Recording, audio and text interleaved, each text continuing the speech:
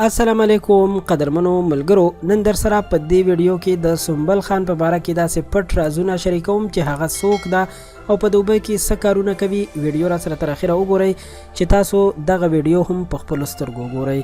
دوستانو، سنبل خان به تاسو ټول پیژنئ چې د پښتو ډرامو او فلمونو یو مشهوره اداکاره ده او داسې هم ویل کیږي چې د کرن خان او رانی کشره خور ده. څه موده وړاندې د سنبل باره کې داسې خبرونه هم شیر شوي وو چې ګینې هغه وویشتل شوه او مړه شوه، خو بیا په معلوماتو کولو سره معلومه شوه چې هغه دا سنبل نه وه بلکې یوه بله وه چې هغه هم د سندرو او ډانس سره تعلق لرلو. تاسو ته معلومه ده چې مشران په کور کې څه کارونه کوي نو په کشرانو د هغې اثر خامخا پریوزي. همدغسې حال د سنبل خان هم دی. د سنبل خان مشرۍ خویندې چې کرن خان او رانی نومونه یې وو، یو وخت کې په فلمونو او ډرامو کې ډېرې مشهورې وې، خو هغوی اوس د دې فیلډ نه اخوا شوي دي، خو سنبل خان ځان پکې سم وشرمو.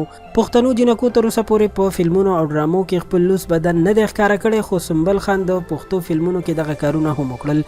قدرمنو، موږ هیڅکله هم د چا په شخصیت ګوته نه اوچتوو، د هر چا خپل کار دی، خو کوم کار چې د پښتنو او زموږ د معاشرې په تاوان وي نو موږ غواړو چې عوام او خلک د هغه کارونو نه خبر وساتو او منې کړو. موږ سنبل ته هم دا مشوره ورکوو چې د دې ګندګۍ نه ځان وباسي او الله پاک ته توبه وباسي او د یو باحیا ښځې په شان ژوند تیرول شروع کړي، ځکه د دې سیزانو نه هیڅ هم نه جوړیږي. قدرمنو، دا د سنبل په باره کې معلومات چې تر تاسو مو در رسول. الله تعالی دې موږ سره دې خلکو ته هم هدایت وکړي، امین.